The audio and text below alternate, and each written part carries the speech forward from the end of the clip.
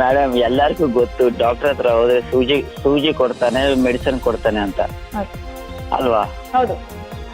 ಆದ್ರೂ ಡಾಕ್ಟರ್ ಹತ್ರ ಹೋಗ್ತಾರೆ, ಆ ಮೆಡಿಸಿನ್ ನೀವು ನುಂಗ್ತೀರಾ ಅಲ್ವಾ? ಹೌದು. ಅದೇ ನೀವು ಚಾಕ್ಲೇಟ್ ತಿನ್ನಕ್ ಹೇಳಿದ್ರೆ ನಿಮ್ಗೆ ಹೆಂಗ ಅನ್ಸುತ್ತೆ? ಓಕೆ. ಅದೇ ತರ ನನ್ಗೂ ಅನ್ಸ್ತದೆ, ಅದೇ ತರ ನನ್ಗೂ ಅನ್ಸ್ತದೆ. ಬಟ್ ನುಂಗ್ದೆ, ಯಾರಿಗೂ ಹೇಳ್ಕೊಂಡಿಲ್ಲ ಅಷ್ಟೇ. ಓಕೆ ಸರ್, ಈ ಒಂದು ಫೇಸ್ ಇಂದ ಓವರ್ಕಮ್ ಆಗ್ಬೇಕು ಅಂತ ನಿಮ್ಗೆ ಓವರ್ಕಮ್ ಆಗಿದ್ದೀರಾ? ಈ ಎಲ್ಲ ಆಗಿರೋ ಲೈಫಲ್ಲಿ ಆಗಿರೋ ಇನ್ಸಿಡೆಂಟ್ ಇಂದ, ಅಂದ್ರೆ ಡಿವೋರ್ಸ್ ಇರ್ಲಿ, ಮಗು ಇದ್ದಾಳೆ, ಅವಳನ್ನ ನೋಡಿದಾಗ ಮಾತಾಡ್ಸ್ಬೇಕು ಅನ್ಸುತ್ತೆ, ನನ್ನ ಲೈಫ್ ಸರಿ ಮಾಡ್ಕೊಳ್ಬೇಕು ಅನ್ಸುತ್ತೆ, ಎಲ್ಲೋ ಒಂದ್ ಕಡೆ ನಾನೇ ಸರೆಂಡರ್ ಆಗ್ಬಿಡೋಣ, ಸರೆಂಡರ್ ಇನ್ ದ ಸೆನ್ಸ್ ನಾನೇ ತೆಗ್ಬಿಡೋಣ, ನಾನೇ ಹೋಗೋಣ, ನನ್ನ ಲೈಫ್ನ ನಾನು ಮತ್ತೆ ಕಟ್ಕೊಳ್ಳೋಣ, ಈ ಥರದ್ದೆಲ್ಲ ಒಬ್ಬ ಮನುಷ್ಯನಿಗೆ ಬರೋದುಂಟು. ಸೊ ಆ ಥರದ್ದು ಮತ್ತೆ ಹೋಗಿ ಪವಿತ್ರಾಗೆ ಏನೋ ರಿಕ್ವೆಸ್ಟ್ ಮಾಡ್ಕೊಂಡು ನನ್ನ ಲೈಫ್ನ ಸರಿ ಮಾಡ್ಕೊಳ್ಬೇಕು ಅನ್ನೋ ಥರದ್ದು ಥಾಟ್ ಯಾವತ್ತಾದ್ರೂ ಮಗುಗೋಸ್ಕರ ಬಂದಿದ್ಯಾ ಅಂತ, ತಮ್ಗೋಸ್ಕರ ಅಲ್ಲದೆ ಹೋಗಿ?